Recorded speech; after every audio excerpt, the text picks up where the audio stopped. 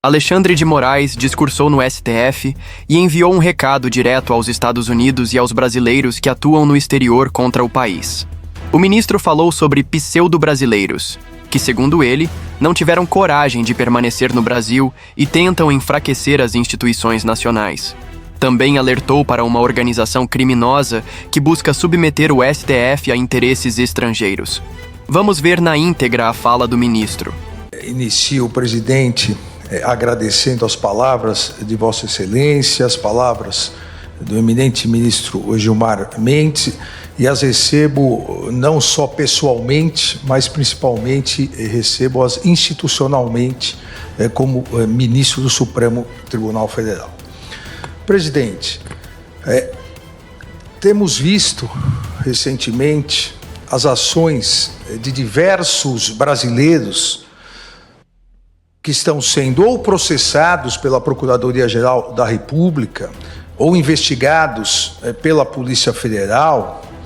Estamos verificando diversas condutas dolosas e conscientes de uma verdadeira organização criminosa que, de forma jamais anteriormente vista em nosso país, age de maneira covarde e traiçoeira, com a finalidade de tentar submeter o funcionamento deste Supremo Tribunal Federal ao crivo de um Estado estrangeiro. Age, repito, de maneira covarde e traiçoeira. Covarde porque esses brasileiros pseudo-patriotas encontram-se foragidos e escondidos fora do território nacional. Não tiveram coragem de continuar no território nacional. E traiçoeira essas condutas porque atuam por meio de atos hostis, mentirosos, derivados de negociações espúrias e criminosas, com a patente finalidade de obstrução à justiça e a clara, flagrante finalidade de coagir essa corte no julgamento da ação penal 2668, ação penal do núcleo crucial da tentativa de golpe de Estado do dia 8 de janeiro. Gerando, presidente, ministra, ministros, gerando com essa maneira covarde e traiçoeira de atuar, gerando reflexos nocivos à economia e à sociedade brasileira. Como disse o ministro Gilmar Mendes, é uma verdadeira traição à pátria, uma traição covarde e traiçoeira. Há fartas provas nas investigações comprovando essas condutas ilícitas. Não só induzimento, instigação e auxílio na tentativa de submeter o funcionamento do Supremo Tribunal Federal ao crivo de um outro Estado, ao Estado estrangeiro, com clara afronta à soberania nacional, mas também fartas provas demonstrando auxílio na negociação espúria, vil, traiçoeira com autoridades estrangeiras para que se pratique atos hostis à economia do Brasil.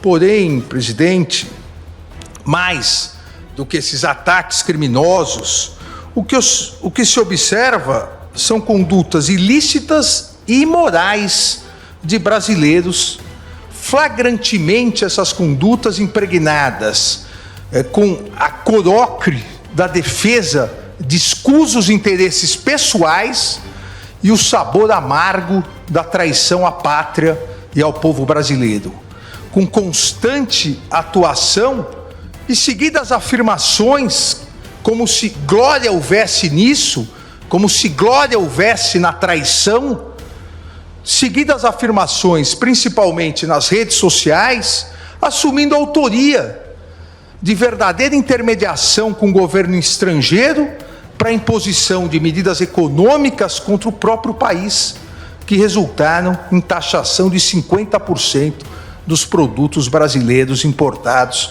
pelos Estados Unidos da América, tendo como consequência, assim que se iniciar, e na verdade a consequência já se iniciou, um grandioso prejuízo aos nossos empresários e a possibilidade de perda de milhares e milhares de empregos de brasileiros e brasileiras.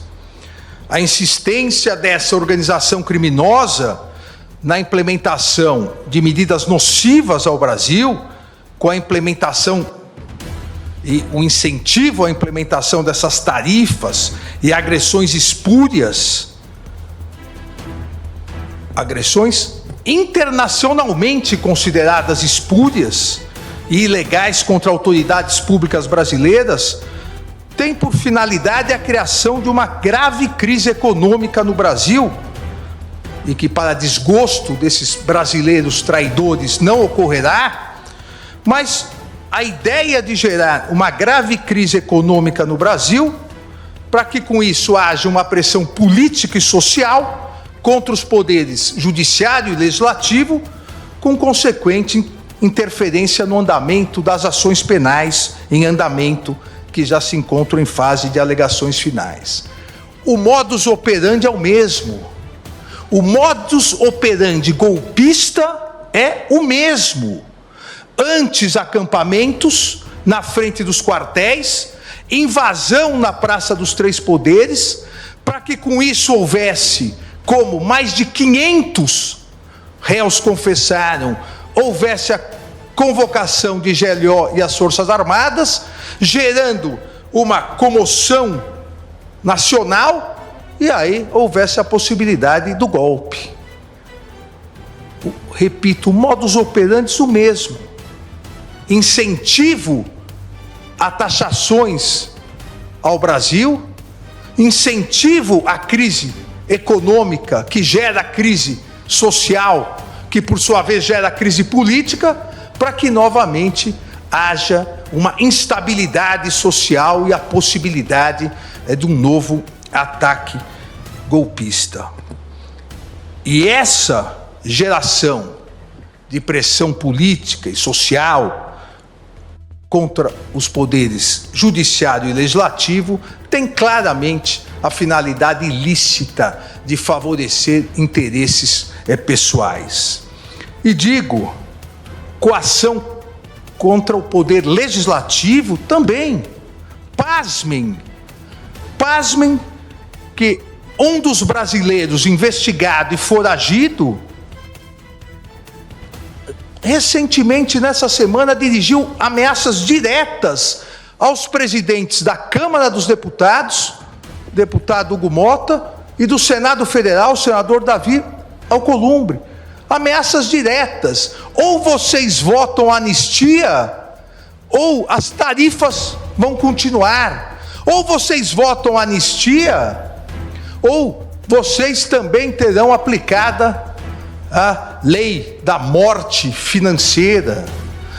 Ameaças aos presidentes das casas congressuais brasileiras sem o menor respeito institucional, sem o menor pudor, sem a menor vergonha, na explícita chantagem para tentar obter uma inconstitucional anistia, ou em relação ao presidente do Senado Federal, o senador Davi Alcolumbre, obter o início de procedimento de impeachment contra ministros desta Suprema Corte, sem existência de qualquer indício de crime de responsabilidade, mas sim por discordarem da legítima atuação deste Supremo Tribunal Federal no exercício de sua competência jurisdicional, concedida diretamente pela Constituição Federal, em uma tentativa patética de tentar afastar seus ministros do cumprimento de sua missão institucional e favorecer réus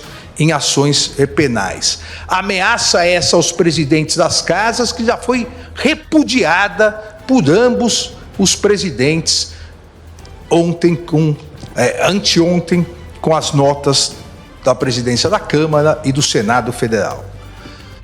Mas também e principalmente coação contra o Poder Judiciário, em especial contra o Supremo Tribunal Federal, com a única e exclusiva finalidade de obter um súbito, inexistente, inconstitucional arquivamento imediato de ações penais que foram devidamente propostas pela Procuradoria-Geral da República, pelo Procurador-Geral da República, que aqui se encontra, titular constitucional e privativo dessa iniciativa, em virtude da tentativa de golpe de Estado do dia 8 de janeiro de 2023. Eu afirmo tentativa de golpe de Estado, porque esse Supremo Tribunal Federal já condenou mais de 700 pessoas por golpe, tentativa de golpe de Estado. Então, há ainda ações penais em andamento, propostas devidamente pelo Procurador-Geral da República, que tem total autonomia e independência constitucional, derivadas de investigações da Polícia Federal e cujos atos processuais vêm sendo realizados dentro do devido processo legal, rigorosamente observado pelo Supremo Tribunal Federal, com a participação, fiscalização e acompanhamento tanto do Procurador-Geral da República, como por 96 advogados. 96 advogados estão habilitados nos autos dos 4 núcleos denunciados pelo Procurador-Geral da República, com amplo, total e restrito acesso a todas as provas. Devido ao processo legal, realizado com a oitiva já de 8 testemunhas de acusação e 149 testemunhas de defesa, ministra Carmen. Foram ouvidas 149 testemunhas de defesa em respeito à ampla defesa, em respeito ao contraditório. Foram interrogados os 31 réus desses 4 núcleos, sempre de forma absolutamente pública e transparente, com todos os atos gravados em áudio e vídeo e disponibilizados a toda a imprensa e para toda a sociedade, e ainda todos os interrogatórios transmitidos ao vivo pela TV Justiça e pela mídia em geral. Eu aqui afirmo sem medo de errar, não houve no mundo uma ação penal com tanta transparência e publicidade como essa ação penal. Nenhum país do mundo transmite interrogatórios, oitiva de testemunhas para toda imprensa e sociedade acompanharem. É o Supremo Tribunal Federal atuando dentro da Constituição, dentro dos princípios republicanos e garantindo o devido processo legal. Não é possível pressões, coações, no sentido de querer obter, repito, entre aspas, um espúrio arquivamento imediato dessas ações penais, sob pena de se prejudicar a economia brasileira, o sustento das pessoas, o trabalho dos brasileiros e das brasileiras.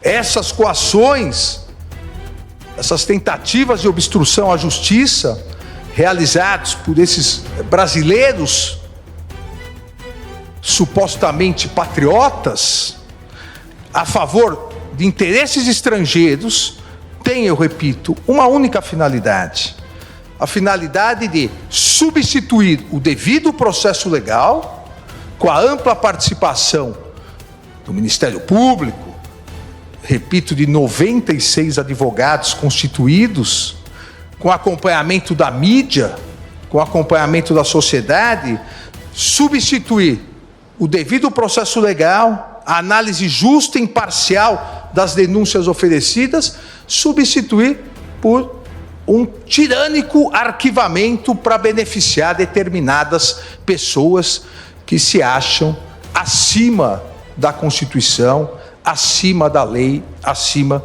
das instituições. Esses réus investigados brasileiros que estão induzindo, instigando e auxiliando a prática dessas condutas nefastas contra a sociedade brasileira, criminosas contra as autoridades públicas, não estão só ameaçando, coagindo autoridades públicas, ministros do Supremo Tribunal Federal, mas também, e fazem isso diariamente nas redes sociais, ameaçando as famílias dos ministros do Supremo Tribunal Federal, do Procurador-Geral da República, em uma atitude costumeiramente afeta a milicianos do submundo do crime, que atacam as autoridades e atacam os familiares das autoridades. Essas condutas dessa organização criminosa, essas condutas caracterizam claros e expressos atos executórios de traição ao Brasil e flagrantes confissões da prática dos atos criminosos, em especial dos crimes de coação no curso do processo, obstrução de investigação de infração penal que envolva organização criminosa e, principalmente, atentado à soberania nacional. Pois continuam dia após dia, ao verificarem que esta corte, e presidente, faço questão de dizer, não só essa corte, a Procuradoria-Geral da República e a Polícia Federal não se vergarão a essas ameaças. Em virtude disso, dia após dia, esses brasileiros traidores da pátria continuam a incentivar, instigar, auxiliar a prática de atividades e atos hostis ao Brasil. A ousadia criminosa parece não ter limites, com as diversas e contínuas postagens em redes sociais e declarações na imprensa, declarações atentatórias à soberania nacional, à independência do Congresso Nacional e à independência do poder judiciário. Repita-se, não só como citei anteriormente, com as recentes ameaças aos presidentes Hugo Motta e Davi Alcolumbre, da Câmara e do Senado Federal, com a ameaça de aplicação de um possível mal futuro à Lei Magnitsky, como a minha aplicada, caso eles não façam o que se exige, o que essa organização miliciana exige. Mas, da mesma forma, essas ameaças covardes, infrutíferas, também continuam sendo dirigidas a membros desta corte. Esta semana, dirigidas ao eminente ministro-presidente Luiz Roberto Barroso, ao nosso decano, o ministro Gilmar Mendes, ao ministro Cristiano Zanin, mas mais grave, patético desses traidores, também de viva voz, áudio e vídeo, ameaças às esposas e familiares, citando nominalmente as esposas do ministro Gilmar, do ministro Cristiano Zanin, demonstrando não existir limites para a ousadia e covardia dessa organização criminosa, que será, como bem disse o ministro Gilmar Mendes, será responsabilizada, será integralmente responsabilizada. E na mais característica criminosa dessa verdadeira organização miliciana, ao fazerem as postagens, dizem, ainda há tempo caso você aceite a torpe coação. Acham que estão lidando com pessoas da laia deles, acham que estão lidando também com milicianos, mas não estão lidando com ministros da Suprema Corte Brasileira. Engana-se essa organização criminosa, ao esperar que a permanência e continuidade dessa torpe coação possa, de alguma forma, possa gerar uma covarde rendição dos poderes constituídos brasileiros. Engana-se essa organização criminosa miliciana e aqueles brasileiros escondidos e foragidos em território nacional, enganam-se em esperar fraqueza institucional ou debilidade democrática.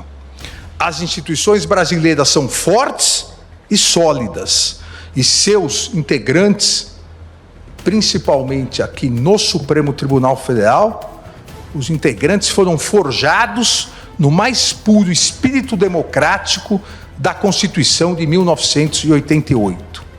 Coragem institucional e defesa à soberania nacional fazem parte do universo republicano desta Suprema Corte, que não aceitará coações, obstruções ou tentativas de novos golpes de Estado, como ocorrido em 8 de janeiro de 2023. Recentemente, citei o imortal Machado de Assis, ao proclamar que a soberania nacional é a coisa mais bela do mundo, com a condição de ser soberania e de ser nacional. A soberania nacional, digo eu agora, a soberania nacional não pode, não deve e jamais será vilipendiada, negociada ou extorquida, pois é um dos fundamentos da República Federativa do Brasil, expressamente previsto no inciso 1º do artigo 1º da Constituição Federal. O Supremo Tribunal Federal sempre será absolutamente inflexível na defesa da soberania nacional e em seu compromisso com a democracia, os direitos fundamentais e o Estado de Direito. No seu compromisso com a independência do Poder Judiciário e os princípios constitucionais brasileiros. Eu vi na mídia que, na quarta-feira, o eminente ministro Flávio Dino, numa cerimônia no Maranhão, rememorou Hamilton, um dos federalistas, junto com Jay e Madison, e disse da dificuldade que os juristas norte-americanos devem estar. Eu complemento aqui citando Abraham Lincoln, também advogado, Abraham Lincoln, 16º presidente dos Estados Unidos, responsável pela manutenção da União dos Estados Unidos e pela proclamação da emancipação, que afirmava: os princípios mais importantes podem e devem ser inflexíveis. A independência judicial é um desses princípios que não só pode, não só deve, mas também será inflexível e defendido por esse Supremo Tribunal Federal. A independência judicial, ela não é um direito do magistrado. A independência judicial, ela constitui um direito fundamental dos cidadãos, que têm o direito a uma tutela judicial efetiva, ao processo e julgamento por um tribunal independente e imparcial, pois não se consegue, em lugar nenhum do mundo, não se consegue conceituar um verdadeiro Estado democrático de direito sem a existência de um poder judiciário autônomo para que exerça sua função de guardião da Constituição e das leis. Isso é um princípio inflexível. É um princípio inflexível da Constituição brasileira, a independência do Poder Judiciário em defesa da Constituição brasileira. E a história desse Supremo Tribunal Federal demonstra que jamais faltou e jamais faltará coragem aos seus membros para repudiar as agressões contra os inimigos da soberania nacional, inimigos da democracia e inimigos do Estado de Direito. Um país soberano como o Brasil sempre saberá defender a sua democracia e soberania. E o Poder Judiciário não permitirá qualquer tentativa de submeter o funcionamento do Supremo Tribunal Federal ao crivo de outro Estado, por meio de atos hostis, derivados de negociações espúrias e criminosas de agentes e políticos brasileiros foragidos com o Estado estrangeiro, com patente obstrução à justiça e clara, flagrante finalidade de coagir essa Suprema Corte no julgamento da ação penal 2668, para criar, e esta grande finalidade, para criar verdadeira impunidade penal e impedir a análise pelo Poder Judiciário, repito, por meio do devido processo legal, de uma imputação criminal feita pela Procuradoria-Geral da República. A possibilidade que garante a Constituição de análise da responsabilidade ou não, responsabilidade penal ou não de cada um dos réus, como já feito em 638 ações penais julgadas. E essa ação penal pretende ter um súbito arquivamento. Repito, como já o fizemos em 638 ações penais, julgadas sempre colegiadamente, 370 ações penais julgadas pelo plenário, 268 ações penais julgadas pela primeira turma, onde ainda estão em andamento 204 ações penais. Além, como já disse, dos 551 acordos de não persecução penal celebrados entre a Procuradoria-Geral da República e os réus que reconheceram sua responsabilidade penal. As ações prosseguirão. O rito processual do Supremo Tribunal Federal não se adiantará, não se atrasará. O rito processual do Supremo Tribunal Federal irá ignorar as sanções praticadas. Esse relator vai ignorar as sanções que foram aplicadas e continuar trabalhando como vem fazendo, tanto no plenário quanto na primeira turma, sempre de forma colegiada, diferentemente das mentiras, das inverdades, da desinformação, e bem citou o ministro, nosso decano, o eminente ministro Gilmar Mendes, a desinformação das redes sociais. O devido processo legal no Supremo Tribunal Federal é sempre realizado pelo colegiado. E trago um dado aqui que talvez nenhum outro conjunto de ações penais no mundo tem esse número, ministra Carmen. Durante as investigações e as ações penais relacionadas à tentativa do golpe de Estado de 8 de janeiro de 2023, investigações e ações penais, foram interpostos contra decisões minhas monocráticas 707 recursos. 707 recursos. Todos, absolutamente todos, foram improvidos e os colegiados mantiveram as decisões proferidas. Foram julgados desses 707 recursos, 413 no plenário e 294 pela primeira turma, a demonstrar que o devido processo legal nas ações penais nesse Supremo Tribunal Federal é o resultado do colegiado, é o resultado da vontade do colegiado, seja do plenário, quando sua competência for, seja das turmas, quando a competência lá estiver estabelecida. 707 recursos interpostos. Esta Corte vem e continuará realizando sua missão constitucional, e, em especial, nesse segundo semestre, realizará os julgamentos e as conclusões dos 4 núcleos das importantes ações penais relacionadas à tentativa de golpe de Estado de 8 de janeiro de 2023.